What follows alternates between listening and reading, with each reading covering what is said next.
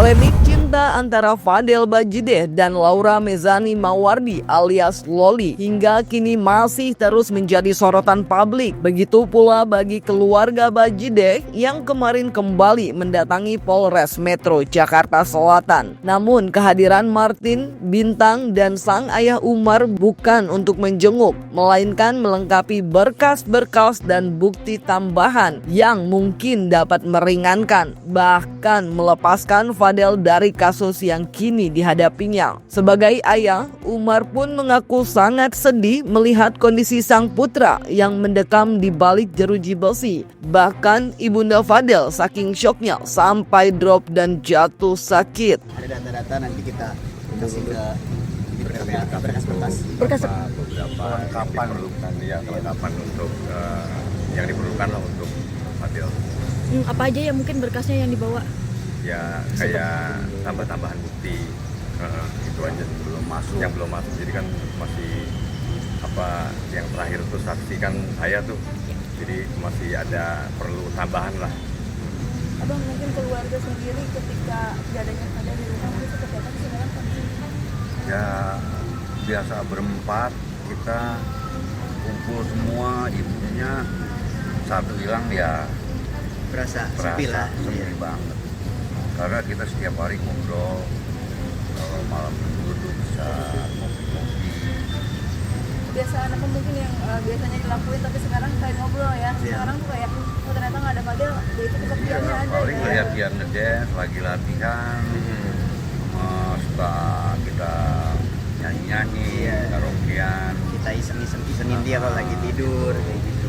Ya paling ngeliat kamarnya, ngeliat itunya, bantalnya suka-suka. Biasanya kan dia udah kadang-kadang saya lempar bantal begitu. Itulah jadi saya suka nggak mau ke atas lihat kamarnya dia, saya nggak mau. Udahlah saya ini biasanya kita ngumpul tuh sampai pagi ngobrol. Mungkin dia konten-konten itu. Setelah sebelumnya sempat bungkam, keluarga Bajideh akhirnya angkat bicara terkait berbagai tudingan yang diarahkan kepada mereka. Martin juga menjelaskan bahwa selama Loli pulang dari luar negeri, dirinya sebagai sosok yang lebih tua justru berusaha untuk memberikan perlindungan. Ia, Fadel, Martin tak hanya mendampingi Loli berkali-kali untuk pulang, bahkan membantu putri sulung Nikita Mirzani itu dalam kebutuhan sehari-hari. Di luar logika itu, di luar kepala, karena kan saya yang tahu semua. Saya yang uruskan dari awal kan, Loli dari awal datang ke Indonesia kan saya yang urus. Jadi dia nggak ada uang pun juga ngeluhnya ke saya. Dia yang memang waktu itu nggak makan, dia memang nggak ada biaya, itu saya yang urus semua. Bantu keluarga. Yang bantu keluarga. Jadi kalau kita kasih kesehariannya untuk pangannya lah, makanannya juga kan masa kita kasih tahu detailnya kan, gitu. Tapi sebenarnya emang membantu ya keluarga Bajideh ini sendiri. Pastilah, pasti namanya saya ambil kemarin terakhir jemput ke airport kan, itu resiko saya kan. Jadi saya pas taruh di rumahnya nggak ada yang terima. Tadinya saya mau tinggalin kan, cuma balik lagi kan hati nurani manusia kan. Jadi mau nggak mau, oke lah. Udah berapa kali ditanyain nggak ada saudara, nggak ada yang mau menampung. 2-3 kali sampai ke 5 kali ya kan, di video ada berapa kali ya, 2 kali waktu itu. Dan selebihnya sendiri, itu pun kita keluarga yang nyuruh kan. Ya kita kan dari kemarin memang simpelnya udah lu balik lah gitu. Ternyata kan itu juga ya, sebelum waktu itu bulan puasa ya, sebelum mau lebaran, sebelum puasa kita suruh pulang Loli, ya pulang dia sebelum lebaran pulang. Gitu. Jadi biarpun belum diterima, mungkin ya coba aja, nggak apa-apa, coba lagi gitu ya. Jadi kita berusaha untuk nyuruh terus pulang gitu. Sambil itu ya kita bantulah untuk makannya, untuk apa ya, sekedar itulah. Kalau untuk yang biaya yang ini endorsan atau apa kan saya yang tahu kan. Jadi yang masuk berapa kan endorse juga yang mungkin pernah kerja sama Loli juga bisa mungkin cerita kan. Berbanding terbalik, sebelumnya Nikita Mirzani menuding keluarga Fadel Bajideh memperlakukan putrinya dengan sangat buruk. Nikita mengungkap bahwa seluruh penghasilan Loli ketika menerima endorse masuk ke rekening Martin, sehingga untuk kebutuhan sehari-hari sang putri kerap kali harus menunggu kiriman uang. Bahkan Loli pernah terpaksa minum air keran hingga menyantap makanan bekas kemarin. Bahwasanya bukan hanya soal yang saya laporkan, tapi ada juga kekerasan, ada juga. Gue kalau ngomongin itu tuh gue mau nangis gitu, karena Laura itu anak perempuan gue semata wayang yang dari perut melahirkan, membesarkan sendiri pakai tangan gue sendiri. Laura itu bukan anak durhaka. Saya tidak pernah menelantarkan Laura. Laura saya sekolahkan di UK atas jerih payah dia sendiri, dengan tes yang dia lakukan sampai akhirnya dia diterima. Jadi kalau ada yang bilang menelantarkan, itu tidak pernah. Mungkin Laura memang nakal, tapi nakalnya sewajarnya anak-anak seumuran dia. Ya kan, nah ketika saya mendengarkan cerita anak saya Laura seperti itu, hati saya tersayat-sayat. Ternyata dia untuk makan saja harus nunggu transferan dari keluarganya Kang Semir, karena segala apapun penghasilannya Laura dari endorse dan lain-lain itu masuk ke rekeningnya Martin. Laura itu pernah minum air keran dan dia pernah makan makanan kemarin, walaupun mungkin tidak basi, tapi ya gitulah. Tidak terima dengan tudingan tersebut, Martin menegaskan dirinya sama sekali tidak pernah mengutak-atik uang Loli, termasuk uang pembayaran endorse-nya. Ia juga menampik bahwa jumlah nilai kontrak Loli pun tidak sebesar yang disebutkan pihak Nikita, apalagi sampai menggunakan uang tersebut untuk renovasi rumah. Sama sekali bukan tindakan yang ia ataupun keluarganya akan lakukan. Bukan memanage ya, kalau memanage kan saya mengambil alih semua ya. Saya cuma mengarahkan. Jadi yang memanage sendiri ya Loli. Datanya, uangnya juga memanage dia. Saya hanya dititipkan gitu. Mengarahkan apa perjanjian apa nih lu mesti kayak gini, ngajarin lah, ngajarin, sharing tentang apa, tentang endorse gimana perjanjiannya, mesti berapa lama, jangka waktunya seberapa, uploadnya kayak gimana gitu. Jadi sistemnya kita kasih tahu dari kamar. Ya itu pun juga nggak sering. Ya paling bisa dihitung mungkin nggak sampai 6-7 kali lah. Iya. Paling itu juga ya maksudnya nggak besar lah dananya gitu. Jadi kan awalnya kan bilang 400, sekarang 800. Ya terus aja sampai berapa miliar gitu, ya terserah dari pihak mereka, nggak apa-apa. Ada semua datanya lengkap, imutasinya juga lengkap, yang keluar masuk lengkap. Jadinya ya dari Lolinya juga tentang pengeluaran Loli juga semua Loli juga nyatet kan, apalagi dia kan pinter kan dia kan dari luar kan, sekolah juga di luar kan, nggak mungkin masa detail lah, pasti detail tahu uangnya dia ya dia yang tahu gitu. Nanti omongan orang terkait dengan itu rumahnya renovasi hasil dari uangnya bohong. Memang arahnya seperti itu, penggiringannya seperti itu, cuma ya udah Pas kebenaran kita lagi renovasi. iya. jadi bersamaan jadi Pak ya, gitu, Jadi iya. di situ ya masuklah kotak-kotak ininya Iya. masuk begitu. Jadi si Fadel ini benar-benar diintimidasi, bener dibikin malu Sama ini ya, maksudnya penggiringan ini ya gitu. Kemarin tuh saya sempat menghilang karena setelah mendengar kesaksian Laura, saya sebagai seorang ibu yang membesarkan, yang tidak pernah melakukan sampai yang si keluarga Kang Semir ini lakukan terhadap anak saya kalau nggak ada hukum mungkin udah selesai itu. Tapi karena ini ada hukum, jadi biar proses hukum aja yang dijalankan gitu ya. Keluarga Bajideh juga mengungkap bahwa selama Fadel bersama dengan Loli, ia mendapat begitu banyak tekanan, bahkan hujatan. Jumlahnya pun sangat banyak, tak hanya menyerang ke media sosial, namun juga nomor pribadinya. Hal itu bahkan sempat membuat kondisi mental Fadel goyah. Martin pun menduga bahwa ada pihak-pihak yang sengaja mengorganisir tindakan teror terhadap adiknya. Jadi dari bulan itu pun, dari bulan Maret kan, dari yang adanya slot ya kan, judi online itu kan, yang dari awal di problemnya dari UK kan, sampai terus ada tentang chat, video sure, ada itu kita diemin tuh, kita diemin. Ribuan orang yang ngechat, untung dia mental anak saya itu, Fadel itu, saya salut kuat dia, dihantam sana sini dia, IG-nya dibuka, nggak pernah ditutup. Kolom komentar selalu dibuka. Sampai nomor handphonenya juga disebarkan sama oknum-oknum yang nggak bertanggung jawab lah. Sampai ditelepon berkali-kali, di push, dia namanya buzzernya ya. Buzzernya sampai WhatsApp nggak bisa dibuka, sampai banyak yang DM, sampai banyak pengancaman segala macam.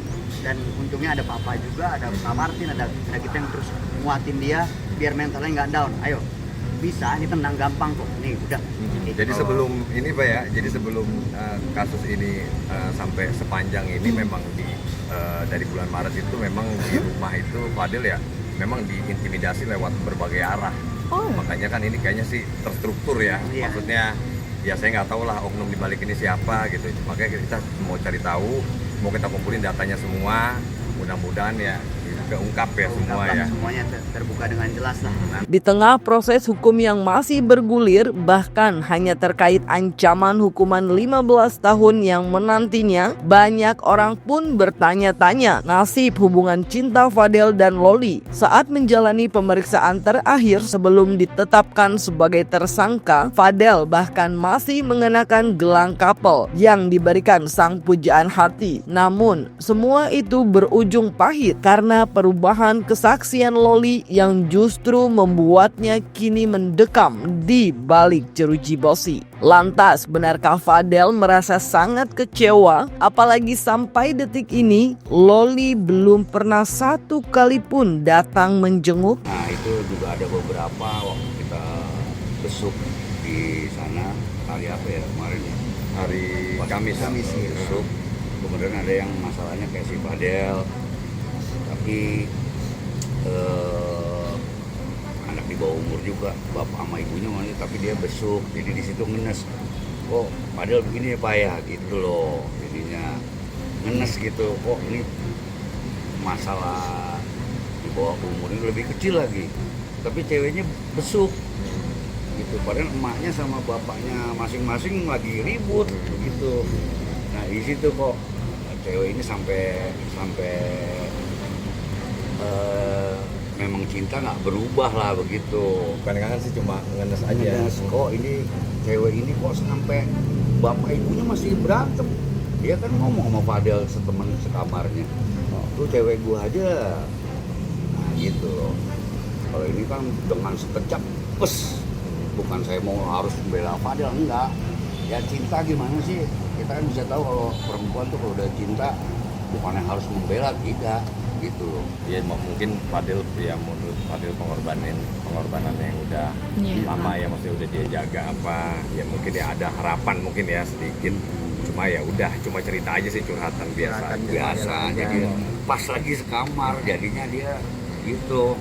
Dia suka ngeledek tuh cewek gua aja gitu. Ya paling itu aja udah ya. Ya makanya kemarin kan juga sempet kan saya bilang, saya minta maaf untuk orang-orang yang sudah brainwash anak saya. Ternyata kalian harus stop sampai di sini.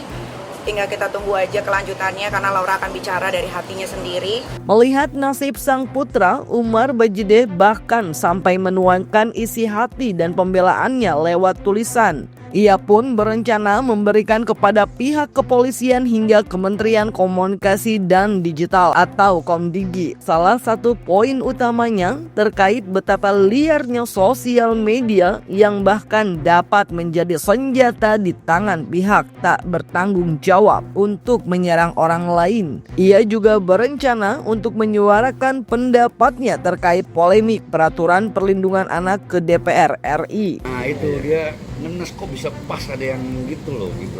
Kemarin yang kita besuk saya baru tahu.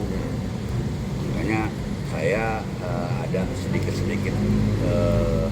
buat bikin buku-buku gitu, buku Gen Info apa sekarang Belum biji ya. Biji. Ya cerita curhatan lah. Curhat lah. Jadi soalnya saya kan kontraktor dulu ini nih, menghimbau supaya follower ini jangan adu banyak-banyakan follower, cuma jadi dibuat senjata ngecas orang ini. Jadi kalau dia mau fitnah itu zaman Rasulullah aja dulu, orang pembunuh apa didiemin, nggak begitu sih. Tapi kalau orang yang fitnah itu dikejar bener, karena fitnah itu seperti angin, Cepet ya. secepat angin pas nyebar. Kalau saya mau minta supaya follower itu jangan sampai kayak begini dahsyatnya minta ampun. Ya serangannya. Serangannya dibatasin 1000 misalnya begitu. Ini kan Indonesia. Ya, jadi memfilter lah istilahnya. Ya, jadi bisa difilter sampai 1000. Dan ke Kementerian besok ada lagi, saya mau lagi bikin juga ya artikel aja, cuman ke DPR saya mau kasih kok ini dibuat apa ya istilahnya apa ya itu perlindungan anak ini dibuat senjata gitu loh. Karena 18 tahun itu saya rasa udah kebesaran. Coba diturunin sampai 15 atau itu baru di bawah perlindungan anak. Jadi anak ini nggak bisa berubah. Anak ini kan nggak bisa disusupin, nggak bisa ini. Jadi itu loh. Karena 18 itu kan dia aja pacar aja bisa milih kan. Saya cuma mau himbau gitu aja, ada tambahan masukan ya. Masukan bahwa coba diperketat lagi. Jadi kan kayak kolaborasi yang kayak seperti ini kan bisa dibuat senjata. Apa-apa PPA apa-apa perlindungan anak. Padahal anak ini bisa diintervensi dari gitu loh. Jadi kalau anak kecil kan nggak mungkin, karena ini udah kebesaran saya rasa 18. Saya minta nanti himbauan bahwa di Usulan ya. jadi di bawah pelindung ibu itu di bawah 15 yang benar-benar otaknya kayak kemarin yang saya lihat itu pun anaknya masih kecil, jadi mungkin kalau disusupin apa nggak akan berubah. Memang dia cinta begitu loh. Tidak dipungkiri, apa yang terjadi kepada Fadel menurut keluarga sangatlah mempengaruhi kondisi mentalnya. Namun, menurut Martin dan Bintang, kini sang adik sudah lebih tegar dan mampu mengatur emosi atas serangan-serangan yang diarahkan kepada dirinya. Di sisi lain, Nikita Mirzani tampaknya masih merasa belum puas. Ia bahkan berencana melaporkan Fadel terkait dugaan kekerasan yang ia lakukan terhadap Loli. Dia lebih calm sekarang, lebih soft sekarang, Lebih dewasa ya. lebih dewasa sekarang, lebih teratur lah emosinya dia. Mungkin karena efek-efek dari yang head comment atau apa, jadi dia bergejolak mungkin di dalam, jadi kadang meledak. Nah, kadang Papa sama Kak Martin sama saya yang ngehandle emosinya, menahan emosi diri. Kalau keluarganya Kang Semir bilang kok akhirnya jadi seperti ini juga saya bingung ya, karena kan memang anaknya yang melakukan. Sebetulnya setelah ini pun akan ada laporan lain lagi untuk Kang Semir, karena memang dari pengakuannya Laura sendiri yang dibantu oleh Bude dan Pak D yang sudah saya anggap seperti ibu dan bapak saya, dengar ceritanya pengakuan Laura yang saya juga dengar bahwasannya bukan hanya soal yang saya laporkan, tapi ada juga kekerasan. Ya, gue nggak terlalu hafal soal pasal, tapi apapun itu ya nanti lihat aja lah, gue kan nggak tahu berapa tahunnya, itu kan nanti di pengadilan ya, bukan kepolisian. Namanya berjuang untuk anak, mau anak bagaimanapun, namanya darah daging sendiri pasti akan diperjuangkan. Oh iyalah, pastinya dikawal sampai pengadilan, dikawal sampai dia mendapatkan hukuman yang setimpal.